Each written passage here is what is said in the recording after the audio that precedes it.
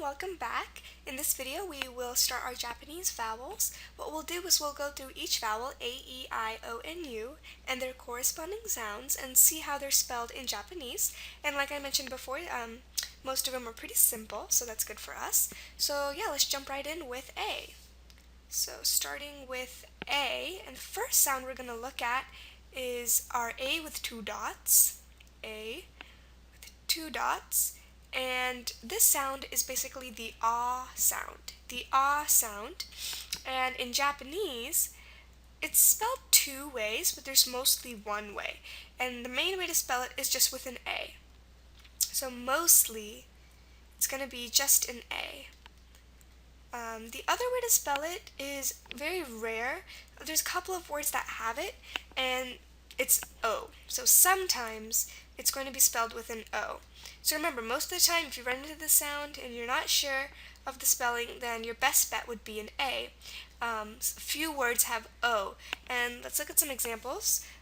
With A, we have ikebana, which is like flower decoration, ikebana.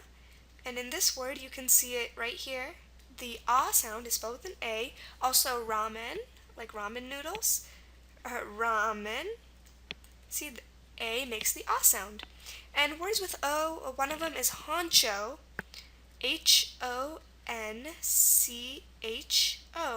And you can see here the ah sound is made with an O. Now, the weird thing about this is that this word honcho comes from the Japanese han, meaning squad, which is actually spelled H-A-N. So, typically it should be maybe H-A-N-C-H-O, but perhaps due to anglicization, it's been changed to an O. So that's something to watch out for. So normally, if you have the ah sound, it's going to be spelled with an A. Okay? So that's the ah sound, and the only other sound relating to the vowel A we have to cover is the long A sound, which is denoted with an A and a line over it. So this is pronounced A. It's pronounced A. And again, this one also has two ways to spell it, but again, one is more prevalent. If it's in the middle, if the sound comes in the middle of a word, it's going to be usually an EI. Okay, an EI, and this works for the middle and sometimes the end too. So mostly middle. Okay, so this is going to be in the middle. If you have the A sound in the middle, you're going to have an EI. Also, this word appears at the ends of some words, and usually those words are those family-related words. The definitions have to do with like Japanese immigrants and their sons and daughters, and maybe Japanese Americans. There's probably 5 or 6 words, and I'll give you some of them actually. Like the example is Issei, Issei. See that there's at the end of the word, but it's EI. Nisei, Nisei. Kibei, Kibei, and Sansei, Sansei. So these are those family-related words, and they're probably the only ones that end in EI for the A sound. Otherwise, if it's in the middle of a word, the A sound's going to be spelled EI. But the other way to spell it, like I said, is just with an E. And this is typically at the end of words. If it's not one of these words, or maybe some other ones, it's going to be spelled with an E, and an example of that is Yosenabe, which is kind of like a compound word, so you can see it twice actually. Yosei, there's our E, nabe. Okay, so just to recap, if you hear the A sound in the middle of the word, you should spell it EI because that's mostly correct. If you hear it at the end of a word, if it's one of the family member words, the immigrants, the immigrant word, like Issei, Nisei, Kibei, or Sansei, then use EI. Otherwise, stick with just an E. So those are the rules governing the A sound. Not that bad. And that actually concludes A for us, and we can move on to the next vowel, E. So letter E, let's see. Okay, so we're on E. Let's make this a little bit bigger. E. And a couple sounds, actually not even a couple, just one sound we have to cover with the letter E, and this is the long E sound. So E with a line over it. And in Japanese, actually, there's, again, two ways to spell it. Don't worry, we'll get to the simpler ones later, towards the end. But basically, this is usually going to be an I. In most cases, usually it's going to be just the letter spelled with an I. And this is true for middles and ends. So just usually it's going to be an I, and an example I have is shibuichi. I really like this word. Japanese word shibuichi. It's Shibuichi. So we see it multiple times here. Shibuichi, especially at the end there. So our E sound is spelled with an I, and you can see that several times in this word. And the other way to spell the word is with the letter E, except this is sometimes at the ends of words. It's never going to be in the middle, really. So sometimes at the ends of words, sometimes at the end of words, it's going to be spelled with an E. With the letter E, and again, very few words that have this. Probably, I want to say in the dictionary, I don't know, making a guess, maybe 15, 20. So you can always look those up, those words that end in E in Japanese. Example would be kamikaze. Kamikaze. See this, most people think it would end in an I, but it doesn't. It ends in an E. And again, these are kind of rare. So if you ever run into a word and you're not sure how to spell the E sound in Japanese, your best bet would be just an I, okay, for that sound. Okay, so that covers our entire E, and we can move on to the next vowel, which is I. There's two sounds I want to cover with the letter I. So let's start with that. First of all, let's see, I. And the first sound we're going to talk about is the long I sound. Oops, sorry about that. The long I sound, which is an I with a line over it. And basically this is pronounced I. It's pronounced, it says, the I says its own name. And now we're kind of heading into the more simpler rules. There's usually only one way to spell these sounds, and this one is very simple. It's just spelled with an AI. Most of the time in Japanese, spelled with an AI. Example words we have are aikido, which is at the beginning of the word, aikido. And another one we have, which is at the end, is samurai. Samurai. So here you have that I sound at the end of the word. So whenever you run into this in Japanese, spell it with an AI. Pretty simple. And our next sound, we can go ahead and do it on this page without erasing anything, is our normal I sound, which is just I would, it's the I sound actually.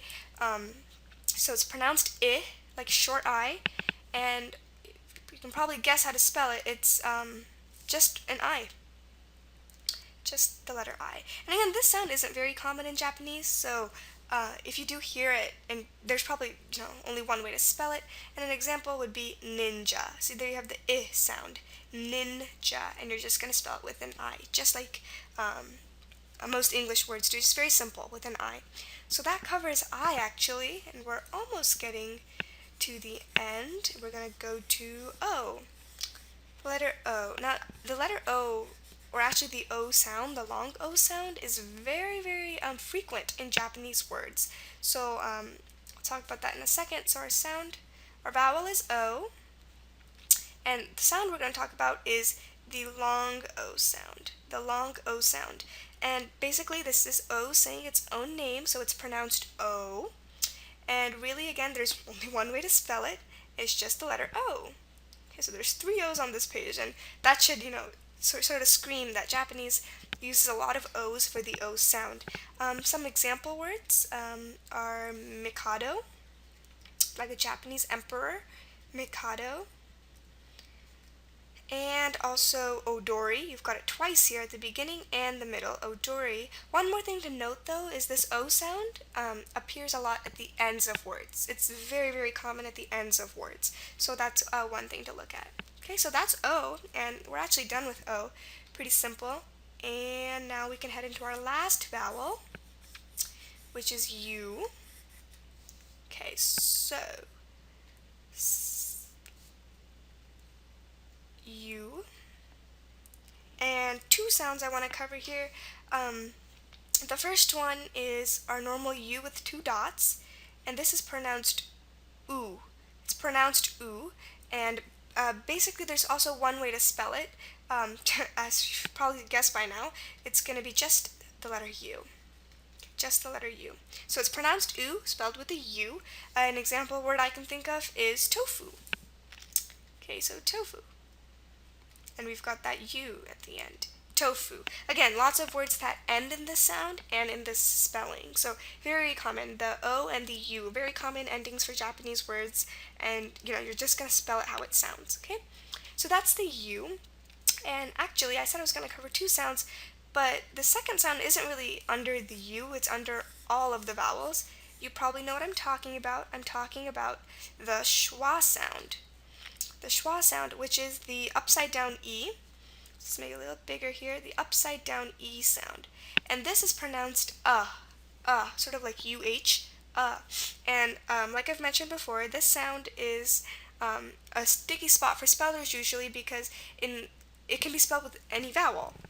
A, E, I, O, or U, and some languages use all those vowels, some of them have a specific one. And in Japanese, it's actually pretty simple. Most of the time, it's going to be an A. If it's at the end, it's almost definitely going to be an A. So if it's at the end of the word, at the end, then we can be sure it's going to be an A most of the time, if not all the time. Example word with this would be sayonara. Okay, so you see it ends in the sound, sayonara, and there we've got the A for that.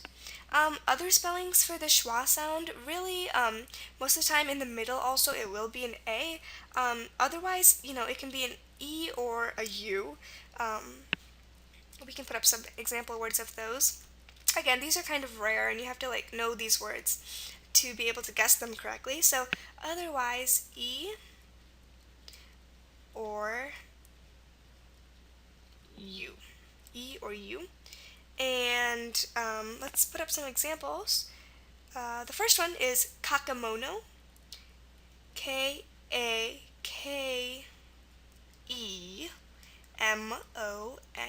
So our E in the middle here makes a schwa sound, the sound. So it's pronounced kakemono, not kakimono or kakemono. It's kakemono. So make sure that's an E in the middle for the schwa. And one with U, kurama. Kurama. So here, we've got a U here, and the schwa is right here. Kurama. And so that U is for the schwa. Now, again, like I said, these are kind of rare. Usually for the schwa, it's going to be an A. Usually the schwa only appears at the end, so then you can be sure it's an A. But otherwise, just keep in mind E or U is possible for an option. So again, that's not very common. One thing that might help though is to ask for the alternate pronunciations of the words because sometimes they will give away the spelling. Like for example, this isn't true for this word, but if it's pronounced kurama and if the alternate pronunciation is kuruma, then you know that this is going to be a U. I don't think it doesn't have an alternate pronunciation, but with other words, just to be safe, always ask for that alternate pronunciation to try to figure out the schwa sound. And as you've seen, hopefully the rest of the vowel sounds in Japanese are pretty simple, and we'll encounter them again in our next video when we talk about consonants. So again, vowels are simple, and I promise you consonants are also simple, and we'll take a look at those in the next video. Thank you.